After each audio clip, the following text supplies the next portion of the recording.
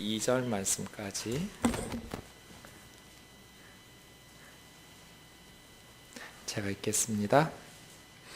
만군의 여호와께서 맹세하여 이르시되 내가 생각한 것이 반드시 되며 내가 경영한 것을 반드시 이루리라. 내가 수르를 나의 땅에서 파하며 나의 산에서 그것을 짓밟으리니 그때 그 멍에가 이스라엘에게서 떠나고 그 짐이 그들의 어깨에서 벗어질 것이라. 이것이 온 열방을 향하여 정한 경영이며 이것이 열방을 향하여 편손이라 하셨나니 만군의 여호와께서 경영하셨은즉 누가 능히 그것을 패하며 그 손을 펴섰은즉 누가 능히 그것을 돌이키랴. 아하스 왕이 죽던 해에 이 경고가 임하니라. 블레셋 온 땅이여 너를 치던 막대기가 부러졌다고 기뻐하지 말라. 뱀의 뿌리에서는 독사가 나겠고 그 열매는 날아다니는 불뱀이 되리라. 가난한 자의 장자는 먹겠고 궁핍한 자는 평안히 누우려니와 내가 내 뿌리를 기근으로 죽일 것이요 내게 남은 자는 사륙을 당하리라. 성문이여 슬피 울지어다. 성읍이여 부르짖을지어다. 너 블레셋이여 다 소멸되리로다. 대저 연기가 북방에서 오는데 그 대열에서 벗어난 자가 없느니라. 그 나라 사신들에게 어떻게 대답하겠느냐?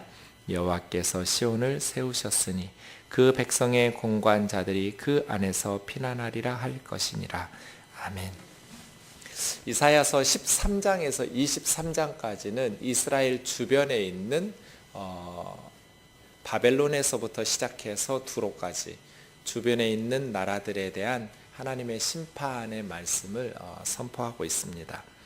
그렇게 보면 이사야 선지자는 꽤 열방에 대한 단지 이스라엘이나 예루살렘 유다와 관련해서만 말씀을 전하지 않고 전 세계 열방에 대한 하나님의 말씀을 선언하는 좀 국제적인 선지자라고 할까요? 그러한 사역을 감당한 선지자입니다. 바벨론이 첫 번째로 이사야 선지자는 기원전 8세기 때 사람이거든요. 700년 전후로 보시면 돼요. 요담, 아하스, 히스기야 이때 사역했으니까요. 근데 바벨론이라는 나라는 그 당시에 유다와 예루살렘에게 거의 위협이 되지 못하던 나라예요. 아직 바벨론 제국이 세계에서 힘을 떨치는 그런 나라가 아니었어요. 이사야 선지자가 활동했던 시대에 예루살렘과 유대의 위협적인 당시 유다뿐 아니라 이렇게 주변의 나라들에게 공포스럽게 했던 나라는 아수르 제국이에요. 바로 아수르에 의해서 북이스라엘이 멸망하죠. 히스기야가 사역할 때. 그러니까 아수르 이후에 이제 바벨론이 아수르를 정복하거든요. 바벨론의 멸망, 그 다음 이어서 아수르의 멸망을 오늘 말씀에서 이야기하는데요. 24절에서 27절까지는 아수르가 멸망하고 그 다음 28절에서 32절까지는 블레셋이 멸망받을 것이라는 것에 대한 말씀이 이어지고 있습니다. 여러분 13장 11절 말씀을 보시죠. 첫 번째 바벨론 제국의 멸망을 이야기하면서 바벨론이 왜 망하는가? 13장 11절이요. 같이요. 시작. 내가 세상의 악과 악인의 죄를 벌하며 교만한 자의 오만을 끊으며 강포한 자의 거만을 낮출 것이며. 바벨론이 왜 망해요? 교만하고 오만하고 거만했기 때문에. 네. 두 가지인데요. 크게 요약하면 첫 번째는 이 교만. 바벨론 제국이 왜 멸망하는가? 교만했기 때문에. 두 번째는 바벨론 제국은 탐욕스럽게 힘없는 나라들을 잔인하게 정복하고 약탈했기 때문이에요. 그래서 교만과 탐욕, 무자비한 약탈, 이러한 것 때문에 바벨론이 멸망한 것을 이렇게 우리가 말씀을 통해서 보았습니다. 이제 24절 아수르에 대한 이야기가 나오니까 유다와 예루살렘 사람들 입장에서는 바벨론이라는 나라는 들어보지도 못한 아주 조그만 나라니까 별 관심사가 아닐지 모르겠지만 아수르에 대한 선지자의 메시지는 당장에 자기들을 위협하고 있는 강대국이니까 굉장히 집중해서 들었을 것 같아요. 만군의 여호와께서 맹세하여 이르시되, 맹세라는 단어가 첫 단어예요. 원문에 보면 강조되어 있죠. 맹세. 하나님께서 말씀만 하셔도 이루어질 텐데 맹세까지 하시고 말씀하셨으니까 하나님께서 말씀하시는 것이 반드시 성취된다라는 암시가 있겠죠. 그죠? 이사야서 14장 24절입니다. 하나님께서 뭐라고 맹세까지 하시면서 말씀하시냐면 내가 생각한 것이 반드시 될 거다. 하나님의 의도하신 것, 계획하시고 생각하신 것은 반드시 된다. 내가 경영한 것이, 이 경영이라고 번역한 것도 계획하신 것, 결심하신 것, 이런 뜻이에요. 하나님께서 계획하고 결심한 것은 반드시 이루어질 것이다. 그러니까 어떤 내용인지 나오지 않았는데 하나님의 경영과 하나님의 생각이 반드시 될 것이라는 먼저 맹세부터 있었어요. 24절은 그렇죠. 그 다음 내용이 25절이에요. 하나님의 생각과 경영은 무엇인가. 그 다음 26절 27절은 다시 24절하고 똑같아요. 하나님의 계획은, 하나님의 경영은 반드시 이루어진다. 그러니까 이사야 14장이에요. 24절에서부터 한 분씩 들어와서 제가 계속 이사야 14장이라는 말을 반복하고 있어요. 이사야 14장, 네, 추운데 오시느라 애쓰셨어요. 24절에서부터 27절까지인데 아수르에 대한 심판이, 앞에 24절, 그 다음 뒤에 26절, 27절은 그냥 이런 걸 인클루지오라고 하거든요. 앞뒤를 샌드위치 겉처럼, 봉투의 겉껍질처럼 25절이 속 내용인 거죠. 네, 그 25절 한 구절을 사이에 두고 24, 26, 27절이 에워싸고 있는 것이죠. 자, 하나님의 생각과 경영이 뭐예요? 내가 아수르를 나의 땅에서 파하며 나의 산에서 그것을 짓밟으리니 그때 그 멍에가 이스라엘에서 떠나고 그 짐이 그 어깨에서 벗겨질 것이다. 이게 이제 하나님의 경영이에요. 하나님의 계획이죠. 아수르를 나의 땅, 하나님의 땅이 어디겠어요? 이스라엘 땅이겠죠. 나의 산, 하나님의 산이 어디겠어요? 이스라엘의 산이겠죠. 이 아수르의 기원전 701년 상황인데요. 네, 아수르의 왕 사네립이 예루살렘을 에워쌌어요. 모든 유다의 성읍과 도시들을 파죽지세로 다 정복하고 수도 예루살렘만 남았어요. 히스기야 왕 때. 그렇게 아수르가 예루살렘을 에워싸고 있었어요.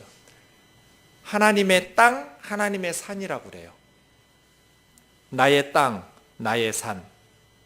그런데 나에 대한 도전으로 하나님께서 아수르의 공격을 해석하신 것이죠. 내 산에 들어왔고 내 땅을 짓밟는 아수르를 내가 파할 거다. 내 땅에서. 그리고 내 산에서 그들을 짓밟을 것이다. 아수르가 멸망하면 이스라엘은 자유를 얻겠죠. 해방되겠죠. 그래서 그때 그의 멍에가 이스라엘에게서 떠나고 이스라엘 사람들을 너무나 고통스럽게 했던 아수르였잖아요. 다 정복해서 약탈하고 잔인하게 짓밟는, 그리고 예루살렘을 에워싸니까 얼마나 불안하고 고통스러웠겠어요. 하지만 아수르를 하나님께서 파하시고 짓밟으시면 이스라엘의 멍에가 떠나게 되겠죠. 또 그들의 짐이 어깨에서 벗어날 것이다. 이것이 하나님의 생각이고 하나님의 경영이에요. 다시 26절이요. 이것이 온 세계를 향하여 정한 경영이며 이것이 열방을 향하여 편 손이다. 이렇게 하나님께서 말씀하신 거예요. 아수르의 멸망은 온 세계를 경영하시는 하나님의 세계 경영의 일부였던 거예요. 그리고 그 아수르를 향해서 하나님께서 손을 펼치실 거라는 거예요. 민족의 흥망성쇠, 역사의 주인은 하나님이라고 선언하고 계신 거예요. 내가 온 세계를 향해서 경영하고 정해놓은 경영대로 이루어질 것이다.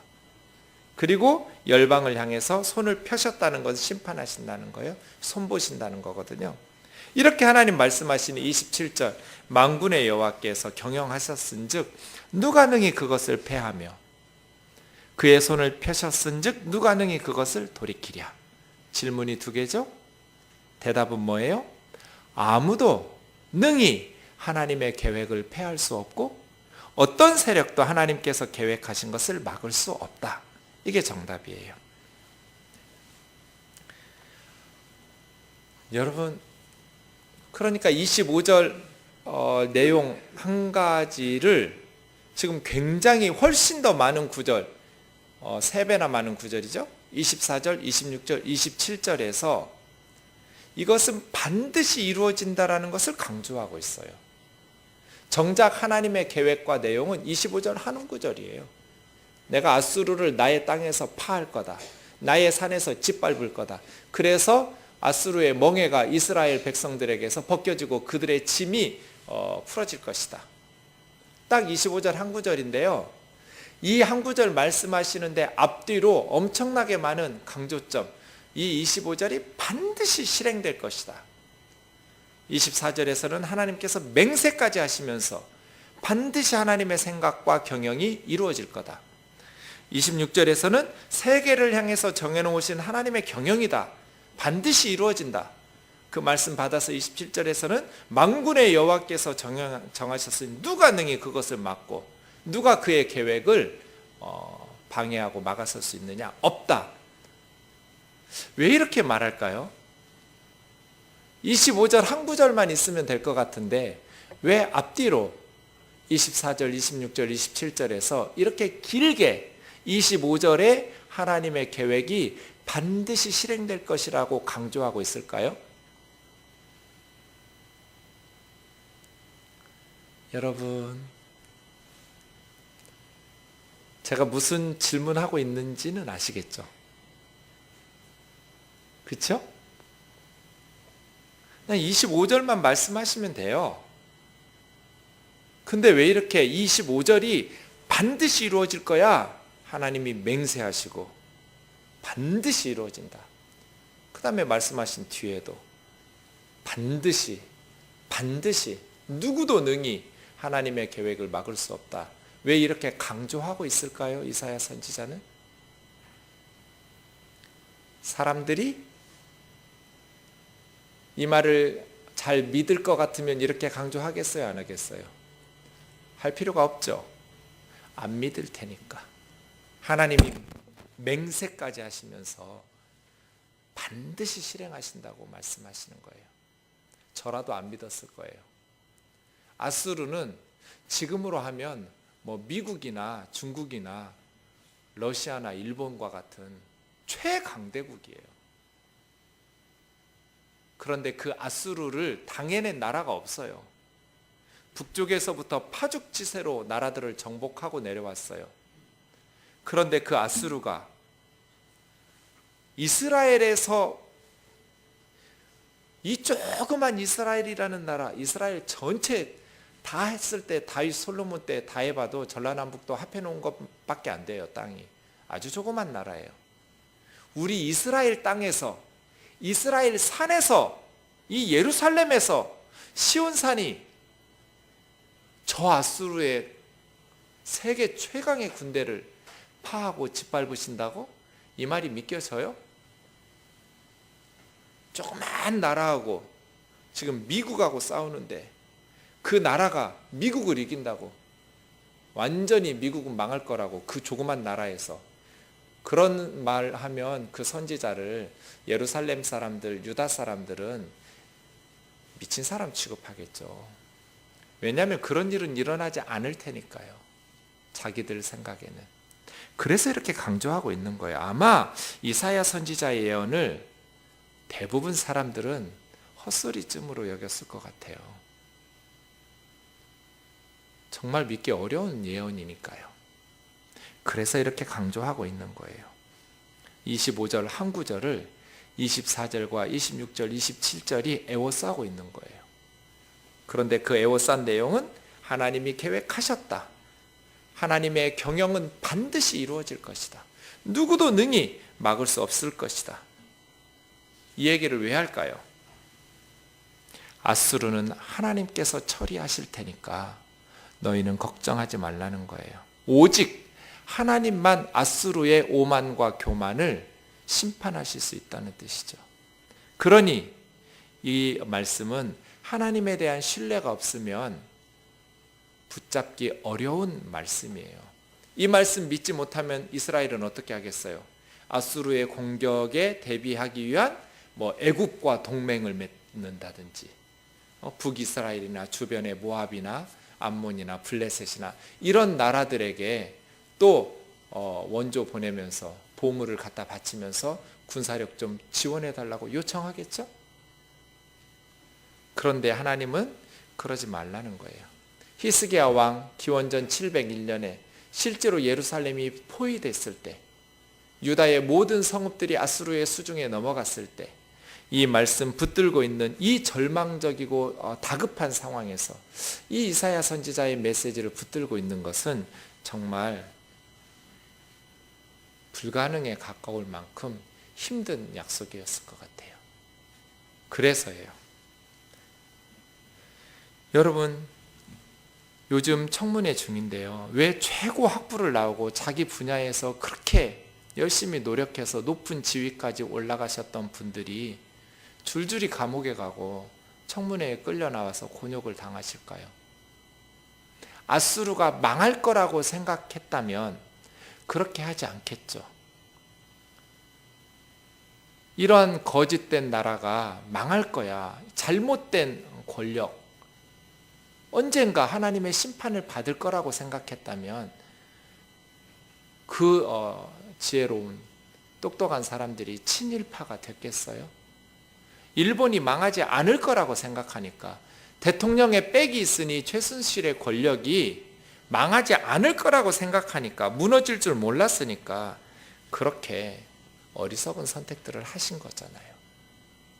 아수르가 망한다, 그 하나님의 말씀을 붙잡으면 아수르라는 지팡이 의지하지 않겠죠. 하나님께서 파하실 것이다, 짓밟을 것이라는 이 선지자의 말씀을 신뢰했다면 어떤 상황에서도 이스라엘은 하나님을 붙잡고 의지했겠죠. 실제로 히스기야는 이 말씀을 붙들고 하나님 앞에 나가요. 그래서 이사야 37장 36절부터 38절까지 보시면, 이게 이제 열왕기하 19장에도 반복되는 내용인데요. 나중에 이사야 37장에서 보시겠지만, 사네립의 군대가 그렇게 예루살렘을 에워싸고 있는데 하루 저녁에 18만 5천 명의 아수르 군대가 죽어요. 그래서 사네립이 자기네 나라로 돌아갈 수밖에 없었고, 그 사네립 아수르 왕은 자기 아들들에게 암살을 당해서 죽어요. 그렇게 아수르 제국이 멸망의 길을 걷죠. 하루 저녁에 18만 5천 명이 어떻게 죽었는지, 전염병으로 죽었는지 뭘로 죽었는지 알 수는 없지만, 어느 날 예루살렘 사람들이 아침에 나가보니까 다 죽어 있어요. 아수르의 군사들이. 하나님께서 그런 기적적인 승리를 주시리라고는 꿈에도 상상하지 못했겠죠. 그래서예요. 수많은 사람들이 친아수르파였어요. 당시에 아수르가 가장 힘이 좋으니까요. 친애굽파 사람들도 많았죠. 이사야 선지자는 뭐 하라는 거예요? 친하나님파 하라는 거예요. 어떤 상황에서도. 그런데 현실 속에서 하나님을 붙들고 견뎌내는 건 정말 어려운 일이에요. 하나님 눈에 안 보이잖아요. 아수르는 눈에 보이잖아요. 당장의 현실적인 어려움은 너무나 큰데 도저히 아수르는 너무나 강력해서 무너질 것 같지가 않아요. 이스라엘이라는 우리나라 이 조그만 힘으로 도저히 저 거대한 아수르를 이긴다는 건 그냥 헛소리같이 들려요. 그런데 말씀하시는 분이 하나님이잖아요. 그래서요, 저는 늘 생각하는데요, 현실에 아수르가 위협하고 있는데 눈에 보이지 않는 하나님을 믿는다는 것, 이것처럼 힘든 일도 없다. 현실적인 가능성은 하나도 안 보이니까요. 그런데 하나님은 아수르에게 질 뿐이 아니잖아요. 그래서 하나님 바로 믿으려면 망할 각오를 하고 끝까지 붙들어야 돼요. 그래야 죽어서라도 천국에 가서 한마디 할 수 있잖아요. 나 하나님 믿었어요. 근데 하나님께서 약속 안 지키시고 저 망하게 하신 거예요. 그래서 천국에 온 거예요. 이렇게라도 말할 수 있는데, 아수르의 위협 앞에서 하나님의 선지자들을 통해서 주신 말씀이 있었음에도 불구하고 하나님 붙들지 못하고 현실적으로 세상적인 힘 의지하다가 최순실이 의지하고 친일파 돼버리고 친아수르파 친애구파 하다가 망해가지고 아수르 망할 때 이제 하나님의 능력이 나타났을 때 만천하에 매국노가 되고 부끄럽게 얼굴을 들지 못하는 이런 일들이 우리의 삶에 얼마나 많아요. 그래서 하나님을 바르게 믿으려면 때로는 망할 각오를 하셔야 된다는 거예요. 그래서 어려운 거예요. 힘든 일이에요. 이왕 우리는 그냥 버린 몸이잖아요. 그냥 우리는 이미 주님의 것, 살든지 죽든지 주님이 책임지는 주책주의자, 주님이 책임지는 그거 믿는 주책주의잖아요. 그러니 그냥 망할 각오하고 주님 붙들, 그래야 말씀 앞에서 타협하지 않으실 수 있어요. 하나님의 약속의 말씀을 붙들 수 있어요. 그거 신뢰하지 못하다가 그의 아버지 아하스는 망했고요. 그의 아들 히스기야는 성공한 거예요. 똑같이 아수르였어요. 아버지 아하스는 아수르의 신들 가져다가 우상숭배했고요. 성전의 보물, 왕궁의 보물 다 끌어다가 아수르 왕에게 갖다 바쳤고요. 스스로 자원해서 속국이 되었고요.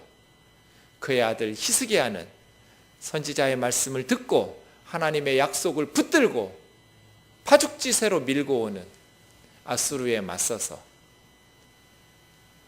히스기야 때문에 아수르가 망하니까 이스라엘만 자유를 얻은 것이 아니라 아수르에게 짓밟혔던 모든 나라들이 해방을 맛보았어요. 믿음의 사람의 하나님을 향한 신뢰가 얼마나 위대한 역사들을 이루어내냐는 말이에요. 그런 의미예요. 저는 오늘 너무나 가슴 아픈 얘기를 들었는데요. 한 국회의원이 최순실의 비리 뒤에는 한국 교회가 있다. 이게 뉴스의 꼭지예요. 제목이에요. 내용을 읽어보니 반박할 말이 없어요. 지금 이 한국 나라의 위기에 그 배경과 뒤에는 한국교회, 타락한 한국교회가 있다. 왜요? 하나님을 붙잡아야죠. 하나님을. 세상적인 권력이나 세상적인 힘을 의지하다가 교회 망하면 되겠어요. 잘못된 일들이 있을 때 말이에요. 왜 권력에 아부하냔 말이죠. 정말 하나님 기뻐하시는 종을 대통령으로 세웠다 싶으면 그 다음에는 교회는 뒤로 물러나서 나라 잘 인도할 수 있도록 기도해 주면 되고, 잘못한 일이 있을 때는 비판하면 되고 바로 잡도록 책망하면 되지. 왜 꼭 우리 교회 다니는 사람 장관 시켜야 되고, 왜 내가 대통령을 지지하고 만들어준 사람인 것처럼 해서 자기 사람들을 요직에 심으려고 해요. 이 못된 버릇을 고쳐야 돼요. 그래서 오늘날 나라에 이렇게 어려움을, 왜 우리나라에는 이사야 선지자가 없냔 말이에요. 그러다가 나라 망합니다. 권력을 향해서 외치는, 네.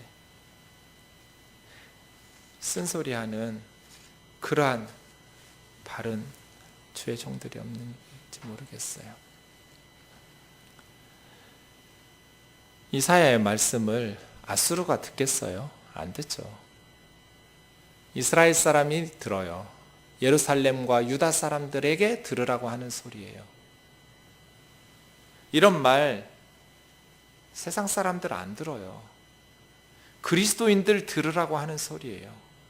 그러면 하나님의 백성이라는 우리가 죽을 각오하고 말씀 앞에 타협하지 말고 죽으면 죽으리이다 하고, 그러다가 죽으면 주님 앞에서 할 말이 있잖아요. 나 주님 말씀 지키다가 죽고 왔다고. 너 왜 죽었어? 왜 망했어? 하고 뭐라고 하지 않으실 거잖아요. 그렇게 하면 안 죽거든요. 그리 아니하실지라도 나는 당신의 신상에 절하지 않겠다고 외쳤던 다니엘의 세 친구처럼 죽어도 나는 신앙의 양심을 버릴 수 없다라고 하면 안 죽어요. 죽더라도 그리 아니하실지라도 그건 하나님 손에 맡겨놓고 하나님의 일들을 해야 되는데, 세상의 물질이나 권력을 두려워하고 세상에서 실패하고 망할까 봐 두려워하니까 사탄이 이용해 먹기가 너무나 쉬운 그리스도인이 되어버렸어요. 툭 하고 건들면 쓰러져 버리는 그런 신앙의 심지가 없으면 어떻게 하나님 나라의 영적인 전사로 살아갈 수 있겠어요? 그래서요, 하나님 말씀대로 순종하고 사는 것 어렵다. 현실 속에서는 아수르들이 세상을 지배하는 것처럼 보이니까. 그러나 하나님을 신뢰해라. 보이지 아니하시는 하나님께서 역사의 주인이시고 하나님의 계획과 하나님의 생각을 누구도 막을 수가 없고, 하나님께서 결국 정의로 이 땅을 다스리실 것이다. 그 말씀 굳게 붙들고 매 순간 주님 앞에서 승리할 수 있기를 원합니다. 28절부터 32절은 블레셋 이야기입니다. 그런데 특이하게도 아하스 왕이 죽던 해에 받은 경고, 이런 시간을 가르쳐주고 있습니다. 이사야서가 66장으로 되어 있는데요, 세 군데 시간이 나옵니다. 처음 6장 1절에서 우시야 왕이 죽던 해에 이사야 선지자가 소명받았다라고 6장 1절에 한번 나오고요, 여기 14장 28절에 아하스 왕이 죽던 해에 이 말씀, 블레셋에 대한 말씀을 받았다라는 이야기가 두 번째고요. 그 다음 20장 1절에 보면 아수르의 사르곤 왕이 다르단이라는 사람을 아스돗에 보내서 아스돗을 정복하는 때, 그런 시기적인 이야기가 20장에 한번 나옵니다. 왜 아하스 왕이 죽었다라는 이야기를 할까요? 이것이 이제 블레셋에 주신 메시지와 연관이 있기 때문에 그렇습니다. 아하스, 히스기야 아버지입니다.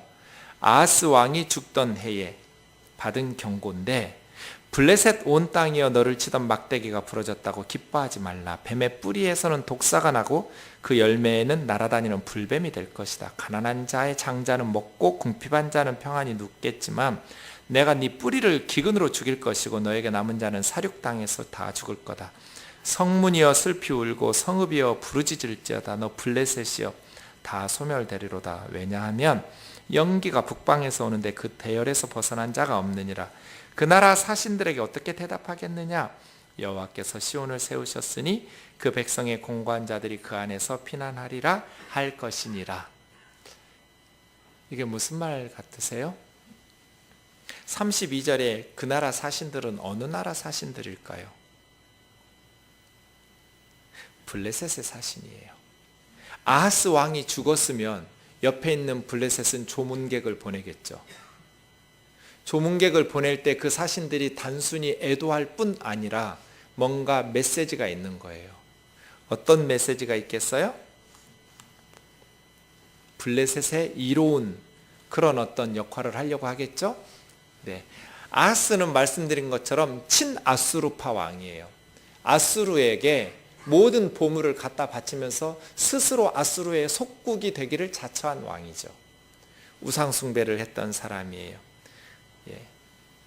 근데 사실은 우시야 왕 때는요, 바로 직전에 우시야 때는 역대하 26장 6절 7절에 보면 우시야 왕 때는 블레셋은 지중해 쪽 남서쪽에 있는 나라거든요. 블레셋을 정복해요, 우시야가. 그래서 가드, 야브네, 아스돗 이런 블레셋 도시들의 성벽을 헐어버리고 다시 건설하면서 정복을 해요. 블레셋 중요한 도시들이 유다의 조공을 갖다 바치는, 그렇게 블레셋을 정복했는데, 그 다음 역대하 28장 18절에 보면 이 아하스 때 블레셋이 오히려 유다를 공격해요. 그래서 유다 평지와 남방 성읍들이 블레셋 땅으로 넘어가 버려요. 그래서예요. 아하스 때는 오히려 블레셋의 눈치를 보면서 살아야 돼요. 그런데 이 블레셋이 애굽과 남쪽의 이집트와 동맹을 맺으면서 반아수르 정책을 폈어요. 근데 유다도 같은 팀이면 좋잖아요. 유다야, 우리 같이 아수르하고 싸우자. 그런데 아하스 왕 때문에 씨알도 안 먹혔어요. 아하스 왕은 친아수르파니까요. 근데 아하스가 죽었어요. 그리고 그의 아들 히스기야가 왕위를 물려받았어요. 찬스죠? 그죠? 친아수르파인 아하스가 죽었으니까 블레셋의 사신들은 애도하러 와서 그의 아들 아하스의 아들 히스기야를 자기 편으로 끌어들이고 싶은 거잖아요. 반아수르에 함께 유다를 첨가시키고 함께 대열에 동참시키고 싶은 거잖아요. 그 사신들이에요. 역사적 배경이 그래요. 친아수르파인 아하스가 죽었다는 건 블레셋 사람들에게는 절호의 찬스예요. 히스기야를 설득해서 아수르와 맞서려고 하는, 그래서예요. 블레셋 온 땅이 너를 치던 막대기가 부러졌다고 기뻐하지 마라. 이게 좀 원래 28절 보면 아하스가 블레셋을 치던 막대기 같은데 사실은 아하스 같지는 않아요. 왜냐하면 말씀드린 것처럼 아하스 때는 우시아 때 빼앗았던 블레셋 성읍들 다시 다 뺏겼을 뿐 아니라 도리어 유다 성읍들까지 빼앗겼으니까요. 아하스가 블레셋을 치는 막대기가 아니라 오히려 블레셋에게 얻어맞는 동네 북이었어요. 그러니까 아하스가 죽었다고 해서 너희를 깨는 막대기가 부러졌다고 기뻐하지 마라 했던 이 블레셋을 치는 막대기는 유다 아하스 같진 않아요. 오히려 아하스가 의지하고 있던 아수르 같아요. 아하스는 친아수르파니까요. 그래서 왜냐하면 그 뒤에 보시면 북방에서 연기가 내려온다고 31절에 그랬거든요. 북쪽에서부터 아수르 대국이 연기를 몰고 온다 했으니까 아수르의 어쨌든 아수르와 함께 했던 아하스가 죽었으니 막대기가 부러졌다고 기뻐하지 마라. 그 뱀의 뿌리에서 독사가 나온다. 아하스가 뱀이었다면 그의 아들 히스기야 왕은 독사다. 그리고 그 히스기야의 열매는 날아다니는 불뱀처럼 블레셋을 정복할 것이다. 너희가 아수르에 힘입은 아하스가 죽었다고 해서 기뻐하겠으나 내 실제로 블레셋은 기쁜 소식이죠. 아하스의 죽음은. 그러나 그 뱀의 뿌리 뱀 아하스에게서는 불뱀 독사가 나올 것이다. 히스기야는 더 강력하게 너희 블레셋에게 위협적인 존재가 될 것이다. 그는 날아다니는 불뱀처럼 열매를 맺을 것이다. 그렇게 되면 가난한 자의 장자는 먹고 궁핍한 자는 평안히 누우려니와. 어디에 있겠어요? 유다예요. 유다 안에서는 가난한 사람도 먹을 양식이 있고 궁핍한 사람도 평안히 누울 집이 있다는 거예요. 그러나 너희 블레셋은 내가 뿌리를 기근으로 죽일 것이고 너희는 뿌리라도 남아있어야 미래라도 있을 거잖아요.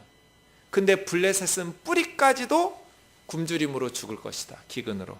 그리고 남아있는 자들은 전쟁에 사륙을 당해서 죽임을 당할 것이다. 그래서 기근과 전쟁으로 블레셋은 철저히 망할 것이라고 얘기하는 거예요. 지금.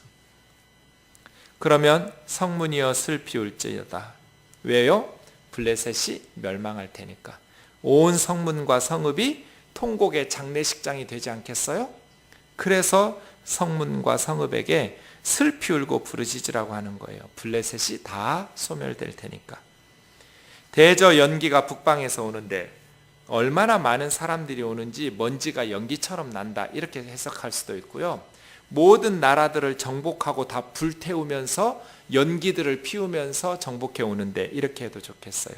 어쨌든 이것도 기원전 700년 사네립의 공격이라고 말할 수 있겠어요.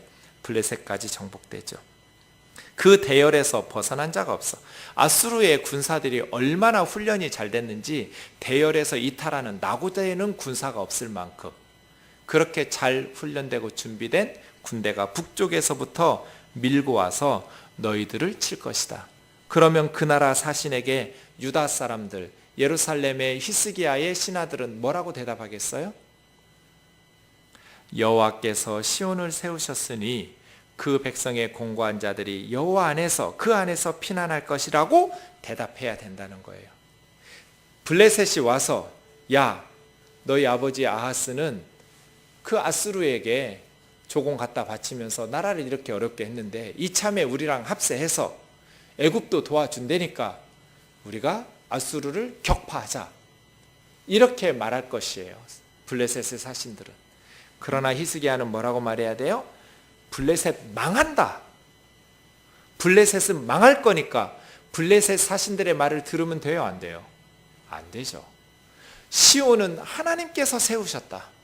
시온은 여호와께서 세우셨으니 여기서 공핍한 자, 고통을 받는 자들은 하나님 안에서 피난처를 찾아야 된다. 우리는 하나님 의지할 테니까 이 어려운 상황을 하나님께서 우리를 세우셨으니 하나님이 지켜주실 거야.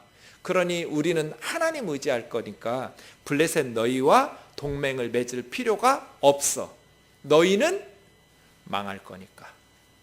이사야 선지자가 지금 유다와 예루살렘 사람들에게 이렇게 얘기하는 거예요. 이사야 선지자는 제국주의적 그 오만을 질타하는 선지자예요. 바벨론, 아수르, 블레셋. 이제 계속 이어지는 모압, 또 아라비아 나라들, 이집트, 두로와 시돈, 이런 나라들.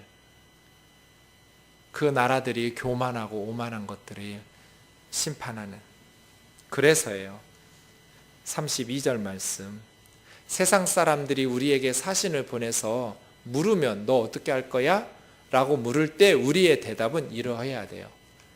우리 집은 하나님이 세우셨으니 하나님께서 지키실 거야. 우리는 하나님 붙들고 살 거야. 우리 교회는 하나님이 세우셨으니 하나님께서 지키실 거야. 그러니 우리는 세상과 짝하고 동맹을 맺을 필요가 없어. 거기에 머리 굽신거리면서 우리가 모았던 것 갖다 바치면서 우리의 생존과 존립을 위해서 비굴할 필요가 없어. 우리는 하나님께서. 한반도의 안보와 평화는 미국이 지켜주는 게 아니에요. 하나님께서 세우셨으니 하나님께서 지키시는 거예요. 하나님 앞에 우리가 바르게 살면, 하나님 안에서 바르게 순종하면 하나님께서 미국을 통해서든지 누구를 통해서든지 우리를 도우신단 말이에요. 그런데 하나님 버리고 세상적인 힘과 군사력과 경제력을 의존하면 하나님도 잃어버리고 세상에서 지키고자 했던 우리의 소중한 것들도 잃어버릴 수밖에 없죠. 그래서예요. 우리는 끝까지 예수 그리스도를 붙들어야 돼요.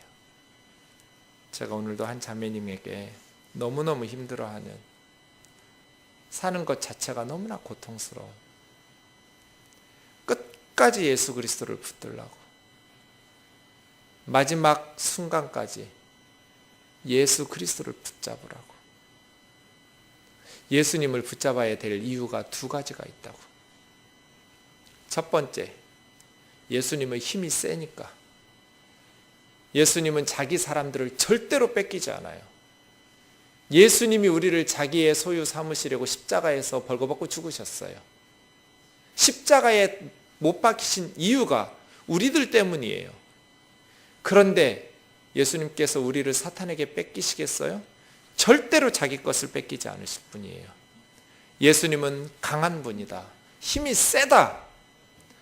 그래서 예수님은 우리를 절대로 누구에게 뺏기지 않을 뿐이다. 우리가 끝까지 예수님을 붙잡는다면, 우리 스스로 예수님 버리고 믿음을 포기하고 떠나지 않는다면 예수님은 절대로 우리의 인생을, 절대로 우리의 생명을 빼앗기지 않는 분이다. 예수님이 우리를 세우셨으니 예수님이 우리를 지키실 거다. 세상의 사신들에게 그렇게 대답하셔야 돼요. 두 번째, 끝까지 예수님을 붙들어야 될 이유는 예수님이 우리를 제일 사랑하시기 때문이에요. 예수님보다 우리를 더 사랑하시는 분이 없어요. 예수님보다 우리를 더 소중히 여기고 더 귀하게 여기시는 분이 세상에 없어요. 예수님은 절대로 우리를 뺏기지 않을 뿐더러 우리를 가장 소중히 여기며 사랑하시는 분이시기 때문에 끝까지 예수님을 붙들라고. 그러면 망하는 것 같아도 거기서 싹이 날 거라고. 거기서부터 새로운 하나님의 역사가 시작될 것이라고. 우리 눈에 뭐가 보이든지 보이지 않든지 그건 중요한 게 아니에요. 그런데 이 하나님의 말씀을 믿지 못하고 히스기야가 흔들려서 블레셋과 동맹을 맺거나 애굽과 동맹을 맺거나 아수르와 동맹을 맺거나 했다면 히스기야 때 남유다도 망했을 거예요.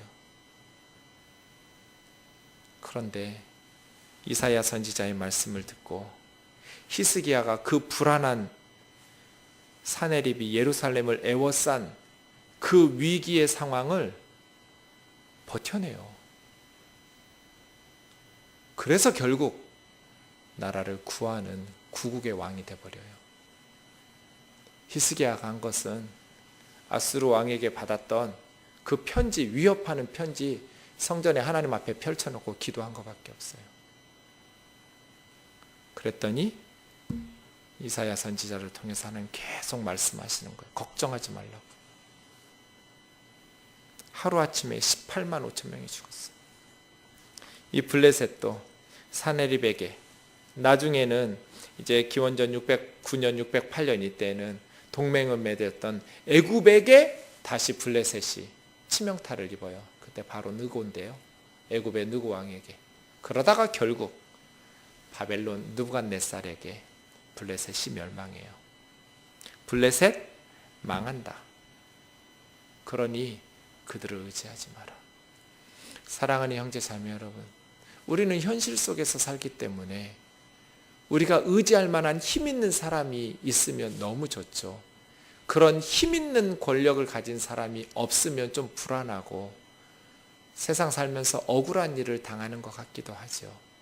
그러나 우리 백은 하나님이에요. 그래서 그냥 끝까지 하나님 붙들다가 하나님 그만하라 하시면 그만하지 뭐. 이런 각오로 하면 세상이, 사탄이 절대로 우리를 무너뜨리지 못해요. 세상이 우리를 위협해도 두려운 마음 들지만 그러나 하나님을 바라보면 두려워할 필요도 없고 하나님께서 지키실 테니까요.